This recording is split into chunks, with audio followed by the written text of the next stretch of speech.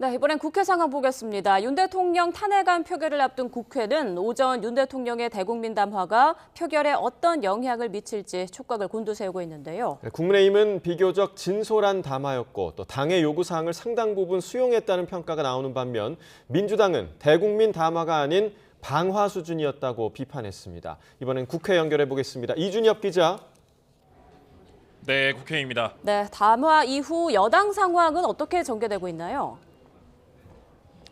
네, 국민의힘 한동훈 대표 윤석열 대통령 담화 뒤 대통령의 정상적 직무 수행이 불가능한 상황이라고 강조했습니다.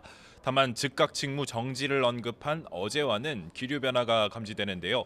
대통령 조기 퇴진이 불가피하다는 입장을 언급하고 국민의 최선의 방식이 무엇인지 고민하겠다며 질서 있는 퇴진론 모색 가능성을 시사했고 나아가 민생 안정을 위해 총리와 당이 긴밀히 논의하겠다고 밝혔습니다. 총리와 당이 민생 상황이라든가 중요 상황들을 긴밀히 논의해서 민생이 고통받고 대외 상황이 악화되는 일을 막도록 하겠다. 한 대표는 의원총회에서 탄핵안 찬반에 대해 직접적 언급 대신 탄핵을 막겠다는 이유가 당이 어려워지기 때문이라는 건 설득력이 없다고 말했습니다. 그러면서 당 앞에 놓인 여러 결정에 있어서 국민이 불안하지 않도록 국민을 바라보며 가야 한다고 강조한 것으로 확인됐습니다. 대통령 담화 이후 국민의힘 내부에서는 부결 가능성에 더 무게가 실리는 기류입니다. 실제 여당 의총에서 윤 대통령 담화가 비교적 진솔한 사과의 내용을 담았고 당의 요구사항이 반영됐다는 반응이 나온 것으로 알려졌습니다.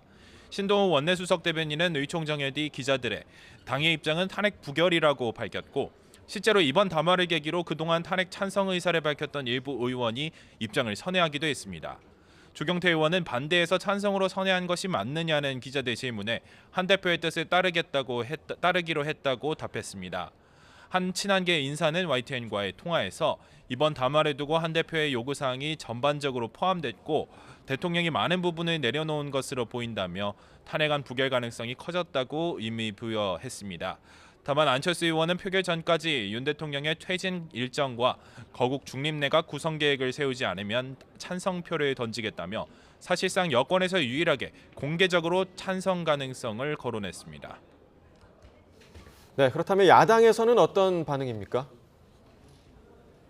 네, 민주당은 국민은 없고 오로지 권력 연장을 위한 윤석열, 한동훈, 국민의힘의 정치 야함만 보였다며 윤 대통령이 대국민 담화가 아니라 대국민 방화를 했다고 규탄했습니다. 박근혜 전 대통령이 과거 진퇴를 국회에 맡기겠다고 한 것과 달리 국민의힘의 거취를 일임하겠다고 한 것을 두고 국민에 사과한 것이 아니라 탄핵이 두려워서 여당에 애걸한 것이라고 지적했습니다. 민주당 이재명 대표도 대통령 담화 뒤 기자 간담회를 열고 한마디로 매우 실망스럽다고 평가했습니다. 국민 눈높이에 전혀 맞지 않은 배신감과 분노를 더 키우는 발언이 아닌가 생각된다며 가장 큰 리스크는 대통령의 존재 자체라고 비판했습니다. 그러면서 해결하는 방법은 대통령의 즉각 사퇴, 탄핵에 의한 조기 퇴진 말고는 길이 없다면서 대통령 퇴진과 탄핵에 최선을 다하겠다고 밝혔습니다. 대한민국의 리스크, 내란 사태, 주범의 대통령직 배제를 적극적으로 신속하게 강력하게 추진하겠습니다.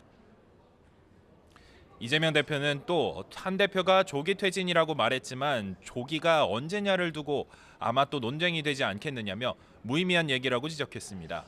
탄핵안이 부결되더라도 될 때까지 반복적으로 추진할 것이라며 국민의힘은 계속 반대하겠지만 그 자체가 범국민적, 반국가적이고 내란의 사실상 공범이라는 점이 역사 속에서 증명되도록 하겠다고 말했습니다. 민주당은 국회 로텐더홀에서 윤 대통령 탄핵과 내란 수계 처벌 등을 구호로 내걸고 시위 형태의 의원총회를 열고 이후에는 의원들 대다수가 함께 국회 정문에 운집한 시민들을 돌며 인사하는 등 막판 여론전에 열을 쏟고 있습니다. 네, 오늘 오후 5시로 예정된 탄핵안 표결 어떻게 진행될지도 설명해 주시죠. 네, 잠시 뒤에 열릴 본회의 안건은 윤석열 대통령 탄핵소추안과 김건희 여사 특검법 두 개입니다. 다만 민주당 주도로 발의한 이상민 행정안전부 장관 탄핵소추안에 대해서 보고가 제일 먼저 이뤄질 예정입니다.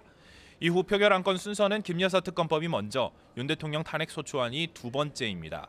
탄핵안과 특검법 두 안건 모두 무기명 수기 투표로 이뤄질 전망인데요. 가결을 위한 조건은 각기 다릅니다. 윤 대통령 탄핵안의 경우 제적의원 3분의 2, 그러니까 300명 중 200명이 찬성해야 통과됩니다.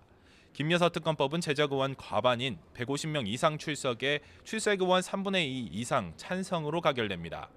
현재 의석 구조상 야권 의석을 모두 합치면 192석, 여당 의석은 108석이어서 양쪽이 전부 참전한다고 생각하면 안건 가결에는 이탈표 8표가 필요합니다. 하지만 소속 의원이 모두 108명인 국민의힘이 행여나 본회의에 불참할 경우 윤 대통령 탄핵안은 정족수 200명에 미치지 못해 아예 투표 불성립, 부결 처리가 됩니다. 결국 여당이 본회의에 불참하거나 탄핵안 표결 때만 중도 퇴장할 경우 가부 투표수를 확인해보지도 못할 가능성이 있는 겁니다. 네, 국회에선 정보위원회 회의도 열렸었는데 여야 폭로전만 불거졌다고요?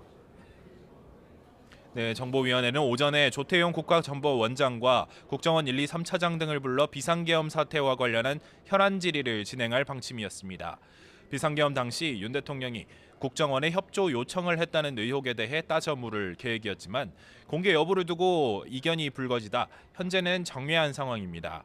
민주당 박선원 간사는 정회 뒤 기자들과 만나 홍 장관 1차장이 보낸 문자 메시지를 공개했습니다. 홍 차장은 메시지에서 조 원장이 계엄 당일 국무회의에 참석했지만 국정원 정무직 회의에서는 이 사실을 전혀 밝히지 않았다며 믿을 수 없었다고 비판했습니다. 반면 국민의힘 이성관 간사는 조 원장이 윤 대통령에게 홍 차장 경질을 건의한 이유에 대한 조 원장 측 입장을 전했는데요. 조 원장은 홍 차장이 계엄 상황이 종료되고 나서 민주당 이재명 대표에게 전화해야 하는 것 아니냐고 말했다면서 상황 판단이 안 된다 생각해 경질을 건의한 것이라고 주장했습니다. 또 계엄 사태 핵심 인물 중 하나인 여인영 방첩사령관도 국회를 찾아 입을 열었는데요. 참담한 심정이라며 위기 상황에서 군인은 명령을 따라야 할 뿐 맞는지 틀리는지 따지기는 쉽지 않다고 해명했습니다. 지금까지 국회에서 전해드렸습니다.